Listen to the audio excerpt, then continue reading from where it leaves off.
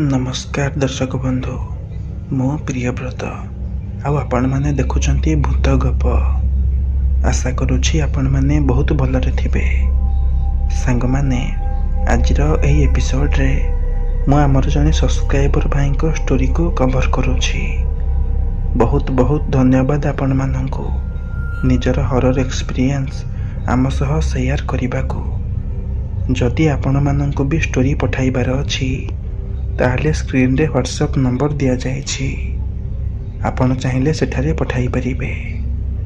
Story पठाइबा आगुरु किछि जरूरी कथा ध्यान रखिबे। स्टोरीटी अति कम रे 4-5 पेज रु अधिका हेबा दरकार। भल हेबो जदि आपण गोटिए खाता रे शुद्ध ओडिया भाषा रे लेखिकी मते सेंड करिबे। एहा द्वारा आपणको स्टोरी शीघ्र अपलोड हेबो। आउ जदि आपण वॉइस मेसेज साहाय्य पठाउछंती ताहले टिके अधिक समय लागि पारे। तो चलंतु आउ डेरी न करी आरंभ करिबा आजिर एपिसोड को। से दिन संध्या बेले मु आउ मोर किछि सांग बहु समय धरी बस स्टैंड रे बस को अपेक्षा करि थाउ। किंतु संध्यारू जाई राति होई गला पछके गोटे हेले भी बस आसिला नहीं। ठीक सही बाट देई गोटे बड़ कदली बोझई ट्रक आगु को जाउथुबार आमको नजर आसे। आमे से ट्रक को अटकाई से ट्रक वाला को पचारू केउ आड़े जाउछ भाई। तो से ट्रक वाला आमको कहे तालचेर। तो मु ताको कहे भाई आमको टिके दीनबंधुपुर पर्यंत छाड़ी देब कि। तो से ट्रक वाला आमको इशारा करी पछ पाखरे बसिबा पाई कहे। तो आमे सबु जाइकी ट्रक पछ पाखरे बसी जाऊ। आउ जेमिति आमे से ट्रक पछ पाखे बसीछु ट्रक सेमिति आगु को बढ़िबा को लागे। किछि समय परे संध्यारू जाई राति रे परिवर्तन होई जाए। आउ आमे सबु ट्रक रो पछ पाखे आराम से बसी थाऊ कि सेते बेले मोर गोटे सांग संजय अचानक जोर से चित्कार करी उठे। आउ पाटी करी कहे भूत भूत। तार अचानक एमिति पाटी शुणी आमे भी टिके चमकी पड़ू। आउ तापरे ताकू शांत कराई ताकू पचारू अरे केउठी भूत।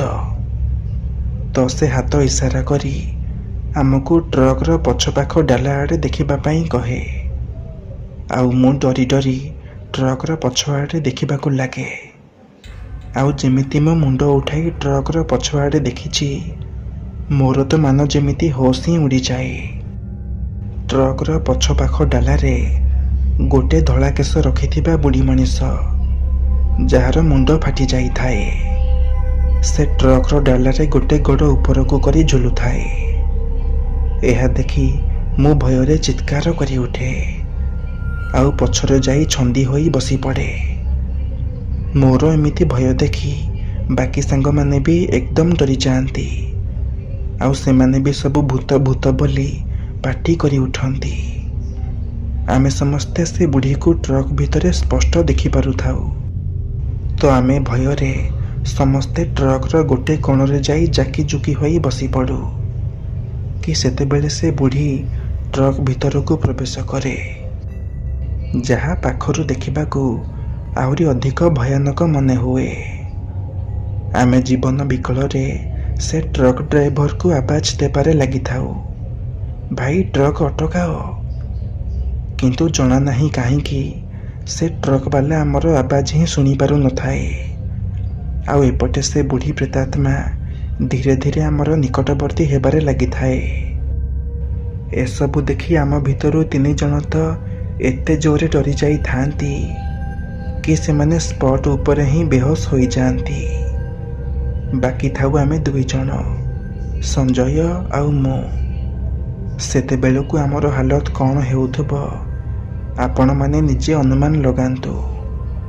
से जाए भी आमे बारंबार से ट्रक ड्राइवर को आवाज देउथाउ कि भाई गाड़ी अटकाओ गाड़ी रे गोटे भूत चढ़ीछि।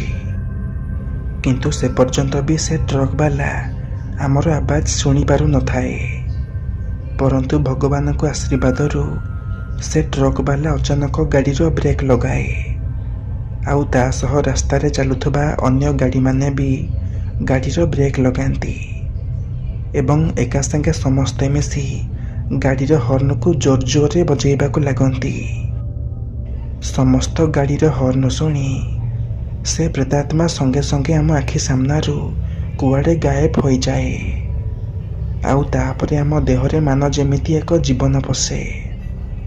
ତାପରେ ସେ ଟ୍ରକ୍ ବାଲା ଗାଡ଼ିରୁ ଓହ୍ଲାଇ ଆମ ପାଖକୁ ଆସେ ଆଉ ପ୍ରଥମେ ସେ ଆମ ତିନି ସାଙ୍ଗକୁ ହୋସ୍କୁ ଆଣେ। ତାପରେ ସେ ଆମକୁ କହେ କି ସେ ବୁଢ଼ୀର ମୃତ୍ୟୁ ଗୋଟେ କାର୍ ଆକ୍ସିଡେଣ୍ଟରେ ଏହି ରାସ୍ତାରେ ହିଁ ହୋଇଥିଲା।